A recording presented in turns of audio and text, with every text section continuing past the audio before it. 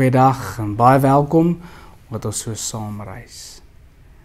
Vandag kyk ons 'n oomblik verder in Romeine 15. Ons lees daar vanaf vers 7 en ons sien dan hierdie groot uitnodiging om mekaar te aanvaar. Een van die sterk boodskappe wat hierdie eensgesindheid en hierdie vrede en hierdie hoop wat daar is.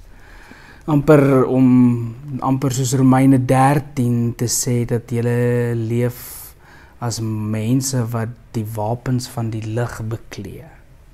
En julle is gereed en julle is waaksaam. En julle leef in die daglig as mense wat ander aanvaar, soos wat Christus ons aanvaar het. En as ek baie keer dink in my eie lewe en ek kyk na my eie lewe en ek so dankbaar is vir die Here se ontferming, dan is dit absoluut waar dat God mense wat ek lynreg teenoor staan, hom oor hulle ontferm en hulle aanvaar. Ons lees ons teksgedeelte. Aanvaar mekaar dan soos Christus julle ook aanvaar het tot eer van God. Ek bedoel dit, Christus het gekom om 'n belang van die Jode 'n dienaar te word. Hy moes vir hulle die waarheid van God bevestig deur die beloftes wat die voorvaders ontvang het waar te maak.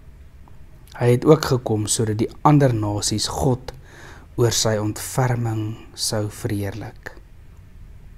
Soos daar geskrywe staan, daarom sal ek U loof oor die nasies en tot eer van die naam sal ek 'n lofpsalm sing. Hoe die Here die nasies wat hom loof oor die ontferming wat hy betoon het. Hy het gekom sodat ander nasies God oor sy ontferming sou verheerlik.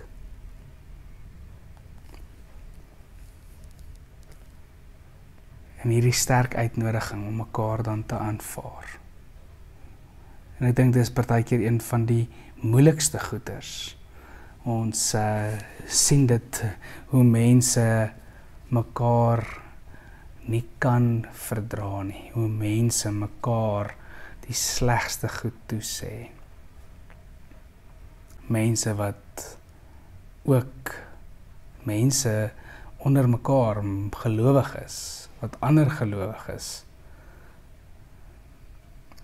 beswadder, verdag maak, totaal en al kanseleer, asof hulle nie bestaan nie, met hulle woorde.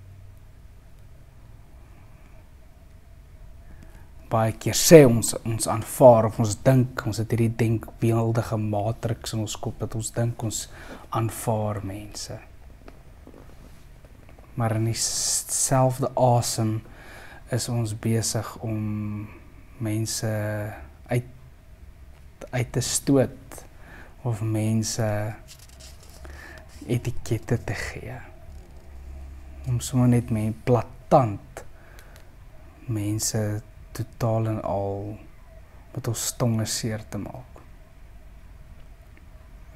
En nie mense aanvaar en omhels nie.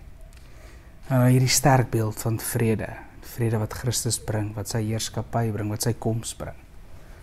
Mag ons mekaar aanvaar soos hy ons in Christus aanvaar het. Here, dankie vir U woord, en mag dit ook in ons harte inslag vind, en mag ons dit ons rig, en ons ook stuur in hierdie lewe en in hierdie wêreld, sodat ons so kan leef. Daarvoor bid ons dit, daarvoor smeek ons dit, in U wonderlike naam. Amen. Groetnis, tot 'n volgende keer, ons gesels weer, mooi bly.